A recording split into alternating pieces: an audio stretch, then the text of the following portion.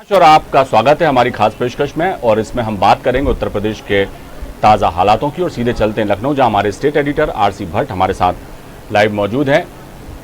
RC Bhatt, बताइए क्या कुछ अभी तक का परिदृश्य है उत्तर प्रदेश का? जी, उत्तर प्रदेश में लगभग 11,000 टेस्ट अब किए गए हैं, यानी कि जो कल टेस्ट किए गए थे वो 11,000 की संख्या है और ये बढ़ते हुए क्रम में।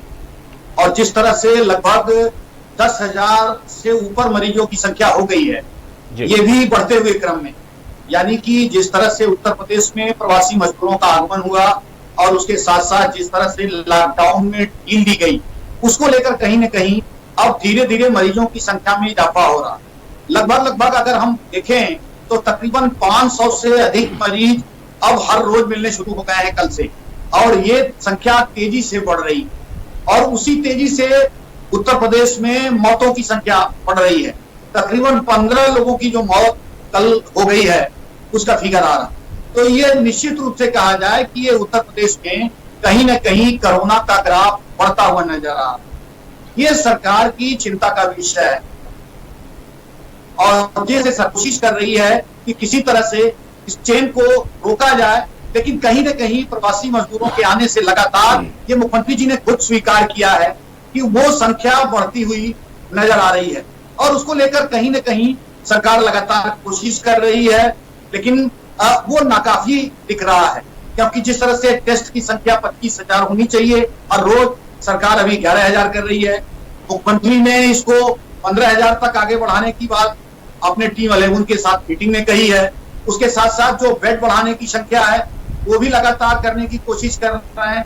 लेकिन जिस तरह से अविनाश जनजीवन सामान्य हुआ है, यानी कि लॉकडाउन में ढील दी गई है और केवल स्कूल और मॉल्स को छोड़कर बाकी सभी चीजों को खोल दिया गया है, उसको लेकर आवागमन तेज हो गया है। उसको लेकर निश्चित रूप से कहीं न कहीं ये बीमारी अब थोड़ा पैर पसार रही है और पैर पसारने के वजह से ये कोविड-19 के मरीजों का ग्राफ उत्तर प्रदेश में अब तेजी से बढ़ रहा है। जी भट्ट साहब, एक चीज और बताइए आप कि जिस तरह से आपने बताया कि उत्तर प्रदेश में अब कोरोना संक्रमितों का ग्राफ तेजी से बढ़ रहा है और जाहिर है कि इसका बहुत बड़ा कारण प्रवासी मजदूरों की घर वापसी भी इसका सबसे बड़ा कारण मानी जा रही है और पूरे देश में ही कमोबेश हालात यही हैं।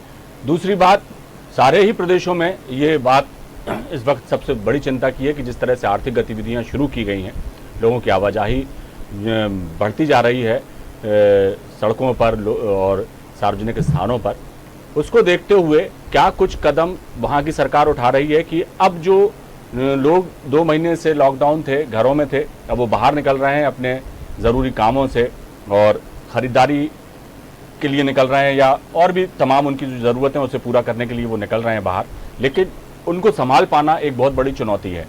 लोग बार बार कहा जा रहा है कि सोशल डिस्टेंसिंग का पालन करें, मास्क लगाकर निकलें और जो भी एहतियात बरतने की बात कही जा रही है। जिस दिन से लॉकडाउन शुरू हुआ है उसी दिन से ये बातें हर एक शख्स को समझाने की कोशिश की जा रही है सरकारों द्वारा और लोग भी जागरूक दिखाई दिए लॉकडाउन के दौरान। लेकिन जैसे ही ये आर्थिक गतिविधियां शुरू हुई, लोगों का आना जाना शुरू हुआ, लोगों को थोड़ी सी छूट मिली, तो ऐसा लग रहा है कि जो बेकाबू हो रहे हैं लोग, नहीं कर रहे हैं फॉलो उस चीज़ को जो करना चाहिए। ख़ासतौर से ग्रामीण अंचलों में क्या कुछ हालात हो सकते हैं जब शहरों में ही इतनी भीड़ भाड़ दिखाई दे रही है, तो ऐसे में इसकी मॉनिटरिंग के लिए या लोगों को नरमी से या सख्ती से समझाने के लिए क्या कुछ सरकार के कदम हैं? क्योंकि ये एक इतनी बड़ी समस्या है कि यदि लोग घरों से बाहर निकलेंगे और जो सरकार छूट दे रही है उसका नाजायज़ फ़ायदा उठाएंगे तो जाहिर सी बात है कि इसकी चेन को तोड़ पाना जो है नामुमकिन हो जाएगा। क्या कहेंगे? अविनाश, देखिए, सरकार तो लगातार ये कह रही है कि सोशल डिस्टेंसिंग का पालन किया जाए, लेकिन जिस तरह से आवागमन आर्थिक गतिविधियां में छूट दी गई है सरकार द्वारा, उसका कहीं न कहीं लोग फायदा भी उठा रहे हैं, क्योंकि वो किसी तरह से सोशल डिस्टेंसिंग का पालन करते हुए दिखाई नहीं पड़ रहे हैं। और बिल्कुल आपने बहुत सही बात कही कि जो ग्रामीण क्षेत्र हैं हमारे, जहां प्रवासी मजदूर आए हैं, वहां भी सरकार का पूरा ध्यान है, लेकिन जिस तरह से सोशल डिस्टेंसिंग का पालन करना चाहिए वहां भी नहीं हो पा रहा है। और जैसे ही ये आवागमन और आर्थिक गतिविधियां जब बढ़ाई हैं, उसके साथ साथ बसों का संचलन, लोग अपने 4 पहिया और 2 पहिया वाहनों से जाना और दूसरी बात यह है कि जो आम जनजीवन है वो पूरी तरह सामान्य होना, दुकानों का खुल जाना, लोगों का चलना फिरना रोड पर, तो ये जब चीजें बढ़ती चली गई तो निश्चित रूप से वो एक दूसरे से लोग संक्रमित होना शुरू हो गए।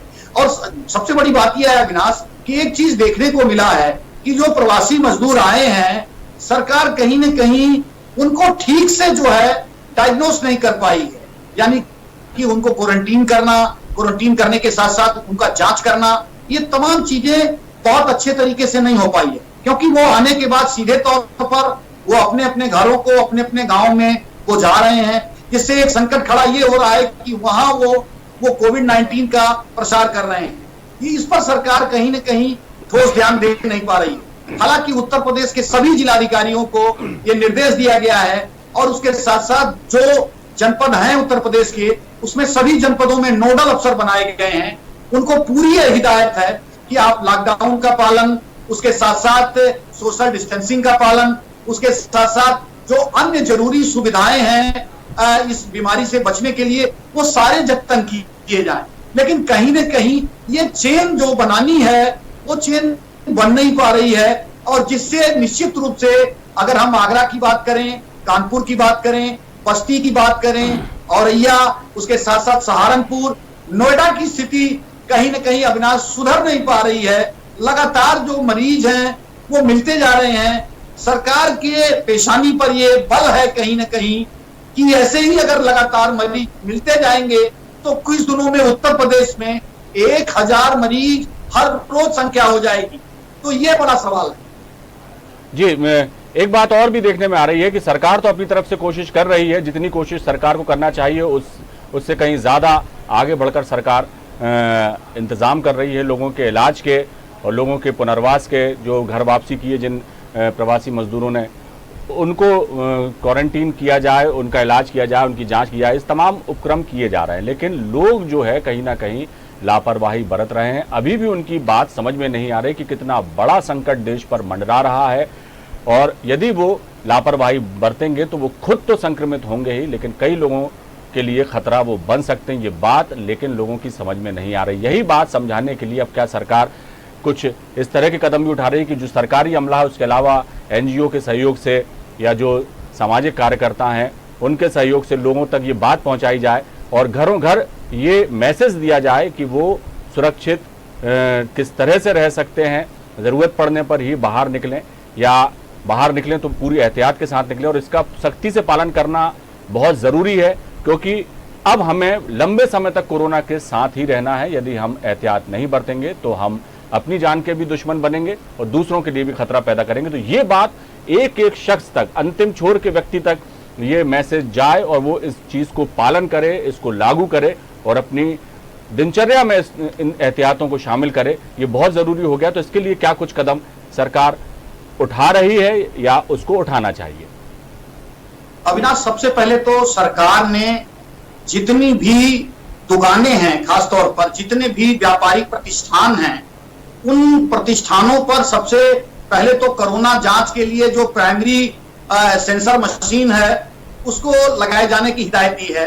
एक रजिस्टर मेंटेन करने की बात कही है सभी व्यापारिक प्रतिष्ठानों को, दुकानों को, कि जो भी व्यक्ति आपके पास आए वह एक बार में सिर्फ अंदर एक व्यक्ति आए, और उसके साथ साथ जो है वो कहीं न कहीं उसकी पूरी जांच की जाए, उसकी रैंडम बुखार की जांच की जाए, और उसके साथ साथ रजिस्टर में उसका नाम, पता और टेलीफोन नंबर और उसकी जितना उसका तापमान है वो लिखा जाए। सरकार ये कोशिश कर रही है।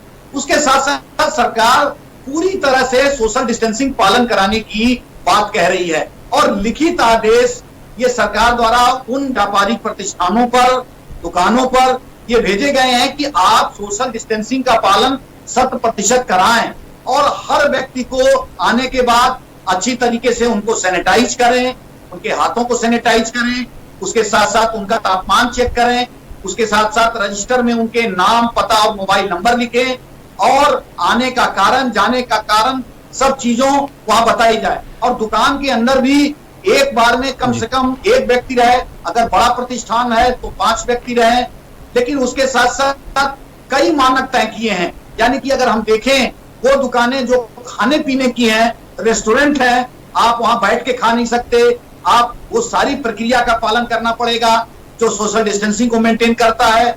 आप अपने सामान को अगर लेना चाहें तो पैकिंग करा के ले जा सकते हैं, लेकिन वहां रुक नहीं सकते हैं। और 50% ग्राहकों की उपस्थिति तय किया है, ये सरकार ने प्रयास किए हैं। और लगातार अगर हम बात करें तो 8 तारीख से उत्तर प्रदेश के सभी मॉल खुलने जा रहे हैं।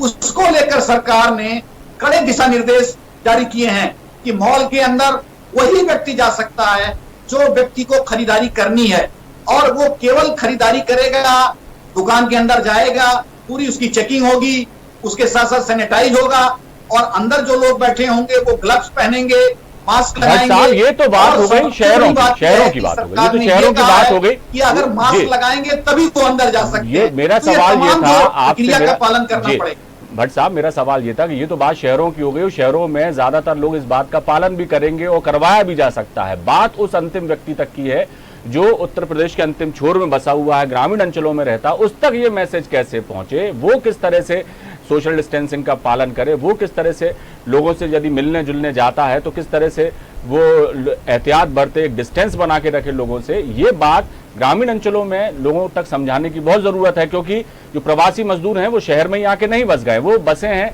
जाके अपने गाँव में, दूरस्थ अंचलों में जाकर जहाँ उनके घर हैं वहाँ बसे हैं। तो वो किस तरह से ना इस बीमारी को फैला दें, तो वहां तक हर शख्स तक ये बात पहुंचे, ये ज्यादा जरूरी बात लगती है। और रहा सवाल, जब शहरों में इस तरह की कवायद की जा रही तो निश्चित तौर पर ग्रामीण अंचलों के लिए भी सरकार ने कोई ना कोई रणनीति बना के रखी होगी, क्योंकि अब सरकार को ही नहीं, अब लोगों को ज्यादा समझना होगा कि ये मामला जो है बहुत गंभीर है, और यदि हम सरकार के बातों को नहीं मानेंगे, सरकार की बातों को नहीं मानेंगे और नियमों का पालन नहीं करेंगे तो हम खतरे में आ सकते हैं और दूसरों को भी खतरे में डाल सकते हैं। बहरहाल देखना होगा सरकार इसमें कितना सफल होती है। कोरोना तो अब अपने जो है जोर पकड़ता जा रहा है, वो रुकने का नाम अभी फिलहाल तो नहीं ले रहा। उम्मीद की जाना चाहिए कि किसी भी तरीके से जो सरकार के प्रयास हैं वो सार्थक हों और कोरोना से हम सबको मुक्ति मिल सके। बहुत बहुत शुक्रिया भट्ट साहब इस तमाम जानकारी के लिए।